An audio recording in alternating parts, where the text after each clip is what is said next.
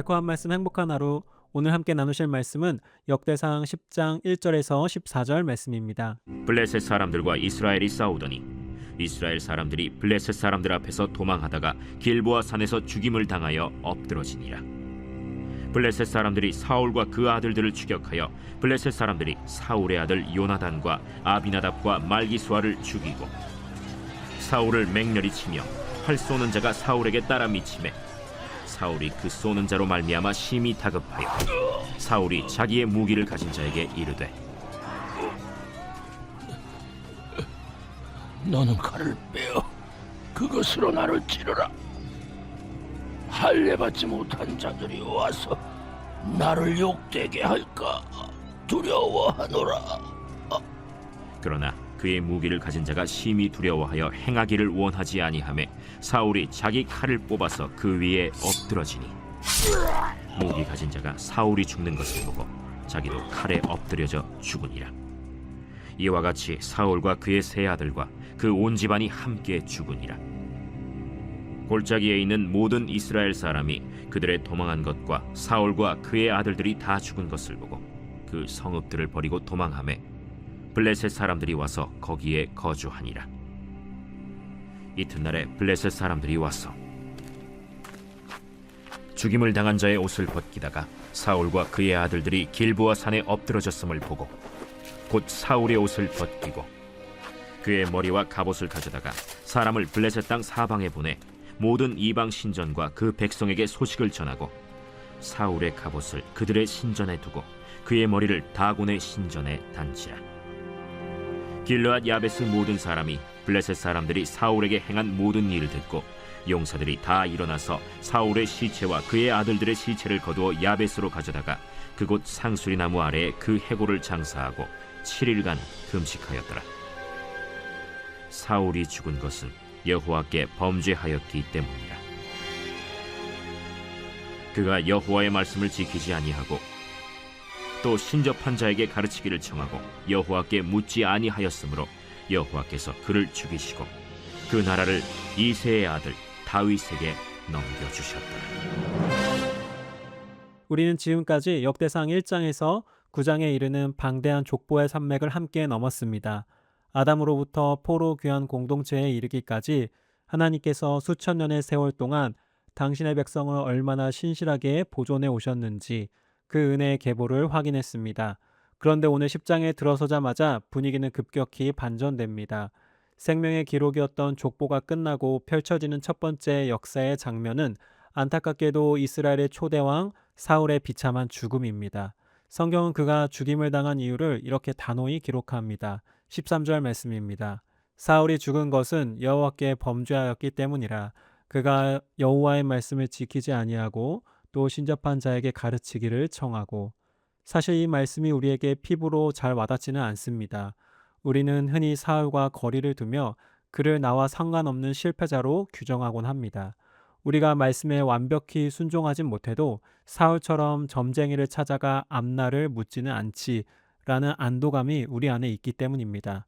하지만 오늘 말씀을 가만히 묵상해 보면 사울의 비극적인 선택 속에 숨겨진 본질이 우리의 모습과 너무나도 닮아 있다는 사실을 발견하게 됩니다.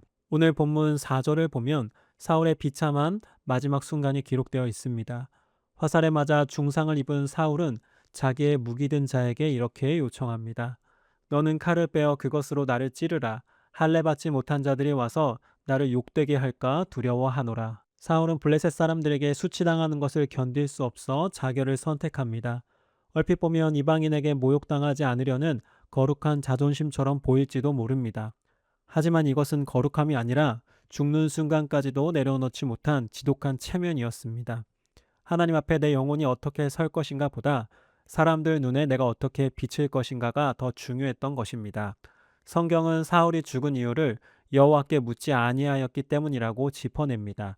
죽음의 문턱에서도 자기 체면을 중시했던 사울의 중심은 평소 하나님을 찾지 않았던 그의 삶과 정확히 일치합니다. 당시 상황을 보십시오.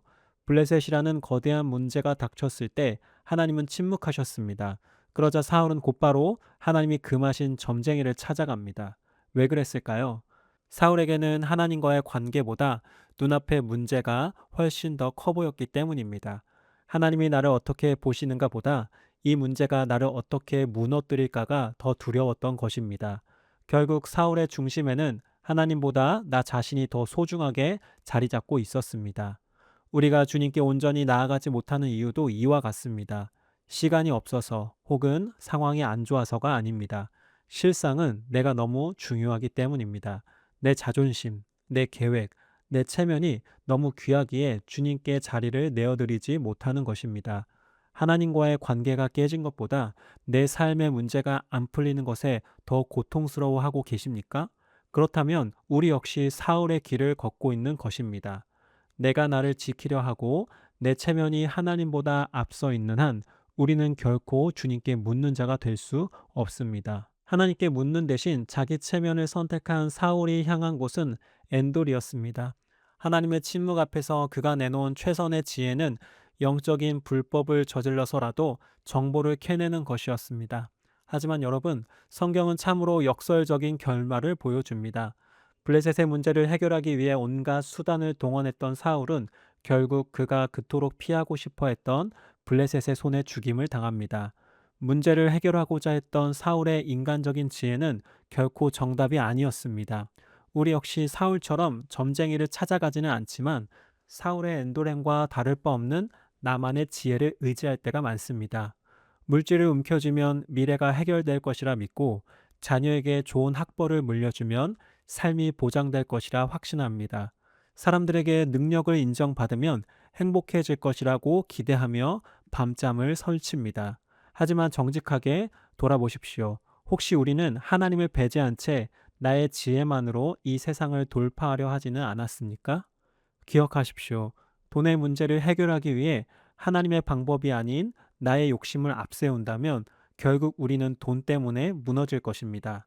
미래의 안정을 위해 세상의 논리만 따른다면 결국 그 불안정한 미래 속에서 절규하게 될 것입니다. 블레셋을 해결하고자 자기 지혜를 의지했던 사울이 결국 블레셋에 의해 파멸당했던 것과 같은 원리입니다. 주님 없는 해결책은 문제를 해결하는 것이 아니라 오히려 악화시킬 뿐입니다. 내가 나를 보존하기 위해 갈고 닦았던 그 열심의 칼이 결국 나를 찌르는 화근이 되어 돌아옵니다. 사울의 비극은 자신의 칼 위에 스스로 엎드려진 자의 비극이었습니다. 사랑하는 성도 여러분, 사울은 자신을 지키기 위해 변장까지 하며 점쟁이를 찾았고 체면을 위해 스스로 목숨을 끊었습니다. 그러나 그 지독한 열심의 결과는 패배와 몰락뿐이었습니다. 왜 이런 비극이 일어났을까요? 사울은 1장부터 9장까지 흐르는 그 위대한 보존의 역사를 신뢰하지 않았기 때문입니다. 수천 년간 이스라엘을 지켜온 분은 왕의 지혜가 아니라 오직 하나님의 신실하심이었습니다. 이제 우리는 선택해야 합니다. 여전히 내 삶의 문제를 해결하기 위해 엔도를 찾아 헤매겠습니까? 아니면 나의 무력함을 인정하고 하나님의 신실하신 족보 속으로 나를 던지겠습니까? 본문 14절은 사울의 시대가 끝나고 새로운 시대가 열렸음을 선포합니다. 여호와께서 그를 죽이시고 그 나라를 이새의 아들 다윗에게 넘겨주셨더라. 다윗 역시 완벽한 사람은 아니었습니다. 그러나 다윗에게는 사울에게 없던 한 가지가 있었습니다. 그는 어떤 순간에도 자신의 체면을 세우기보다 하나님의 얼굴을 구했습니다. 자신의 지혜를 앞세우기보다 여호와께 묻는 자였습니다. 사랑하는 성도 여러분, 내가 나를 보존하려는 노력을 멈출 때 비로소 하나님의 보존하심이 시작됩니다. 내가 붙들고 있는 내 인생의 칼을 내려놓을 때 주님께서 우리 인생의 진정한 파수꾼이 되어 주십니다. 세상의 노력이 나를 지켜줄 것이라는 착각에서 깨어나십시오. 그것은 해결책이 아니라 우리를 더 깊은 불안으로 몰아넣는 굴레일 뿐입니다. 오늘 이 시간 우리를 옥죄고 있던 체면의 옷을 벗어버립시다. 주님 없이는 한순간도 살 수 없습니다라는 정직한 고백으로 주님께 물읍시다. 사울의 칼 위에 엎드려지는 자가 아니라 하나님의 은혜 위에 굳게 서서 주님이 주시는 참된 평안과 승리를 누리는 저와 여러분이 되기를 주님의 이름으로 축복합니다. 오늘의 적용 질문입니다. 첫 번째, 나만의 엔돌은 어디입니까? 사울은 하나님의 침묵 앞에서 불안을 견디지 못하고 금지된 방법인 점쟁이를 찾아가 자신의 문제를 해결하려 했습니다. 현재 당신이 마주한 고난이나 불확실한 미래 앞에서 하나님께 묻기보다 더 의지하고 있는 세상적인 해결책이나 나만의 방법은 무엇입니까? 두 번째, 나는 관계를 구합니까? 단만을 구합니까? 사울은 하나님과의 관계 회복에는 관심이 없었고 오직 블레셋을 이길 정보와 왕으로서 체면에만 집착했습니다. 최근 당신의 기도 제목을 살펴보십시오. 주님 그분과 가까워지기보다 단순히 내 눈앞의 문제를 빨리 해결해 달라는 방법론에만 매달리고 있지는 않습니까? 만약 주님이 당장 응답해 주지 않으신다면 당신은 그 침묵 속에서도 주님을 신뢰하며 기다릴 수 있습니까? 우리 함께 기도하시겠습니다. 하나님 아버지, 사울의 비참한 최후를 보며 우리 자신의 부끄러운 모습을 직면합니다. 주님과의 관계가 멀어지는 것보다 삶의 문제가 해결되지 않은 것을 더 고통스러워했던 우리의 얕은 신앙을 용서하여 주시옵소서. 사람들의 시선과 내 체면을 지키기 위해 하나님께 묻지 않고 세상의 지혜라는 엔도를 찾아 헤매던 발걸음을 이 시간 멈추게 하옵소서. 내가 나를 보존하려던 헛된 열심의 칼을 내려놓고 아담부터 지금까지 우리를 신실하게 인도해 오신 하나님의 은혜의 족보 속에 우리 인생을 온전히 던지게 하옵소서. 문제가 커 보일 때마다 내 수단을 앞세우지 않고 무릎으로 주님께 먼저 묻는 다윗의 길을 걷게 하옵소서. 우리를 지키시는 분은 오직 여호와 한 분뿐임을 고백하며 주님의 품 안에서 참된 평안과 승리를 누리게 하옵소서.